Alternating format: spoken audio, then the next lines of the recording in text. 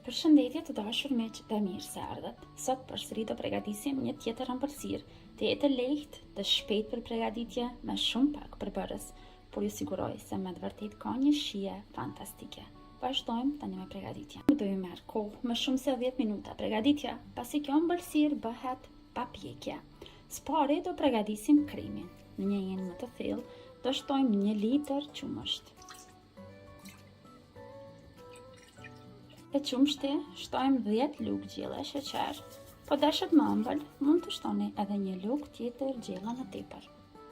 2 lugë gjelle të plota me një shiste. Tani brenda do shtojmë 3 lugë gjelle kakao. Vazhdojmë një herë i përzijem të gjithë këta përbërës që kemi shtuar brenda, për të mos u formuar brenda trupa. Tani do shtojmë 2 pako puding me aromë të vaniljes, 37 gram, 1 pako. 2 pako nga 37 gram me puding të aromë vaniljes.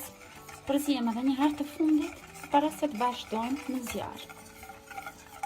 Tani në zjarr mesatar do përzijem derisa kremi të fiton trashësinë e dëshiruar. Nuk duhet të largohemi nga këtu, duke e përzier pa ndërprer që mos të na ngjitet kremi.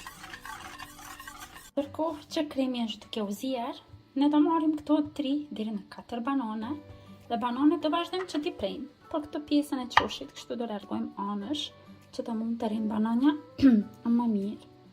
Dhe vazhdojmë i prejmë kështu pak në copëza më të mëdha.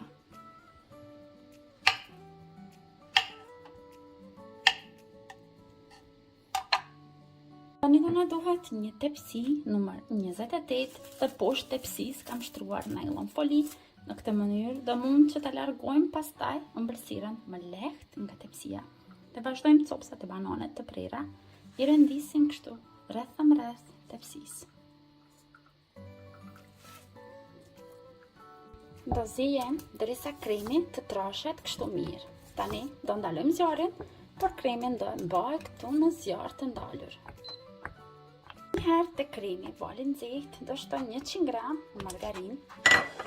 Nga nxehtësia e kremit, margarina do shkrihet me një herë, por do përzijem pa ndërprer për të siguruar që do shkrihet e tërë margarina brenda.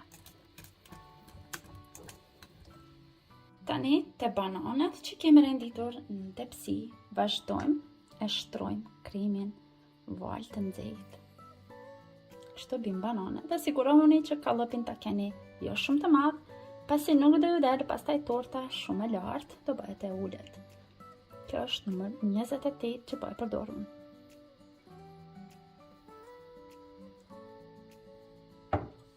Me anë të një lugës do e lëmojmë mirë, të sigurohemi që kremi është futur mirë në të gjitha pjesët e bananes. Kështu në këtë mënyrë.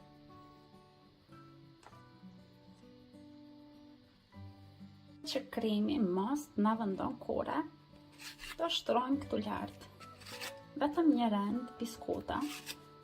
Biskotat do zbuten nga nxehtësia e kremit që është brenda.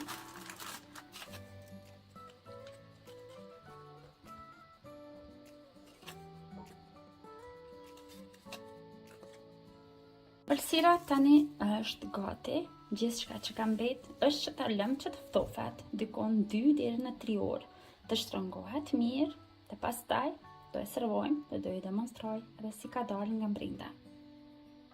Tani pas 3-4 orëve që ka pushuar ëmbëlsira mjaftueshëm, do vazhdojmë dhe që ta servojmë në një pjatë. Dhe ja kemi ëmbëlsirën, e cila me të vërtet nuk na mori kohë më shumë se 10 minuta për përgatitje. Tani qoshet këto anësh që mos të na mbesin kështu si janë, do shtoj pak kokos. Po deshet mund të shtoni gjithçka sipas shijeve të juaja në vend të kokosit.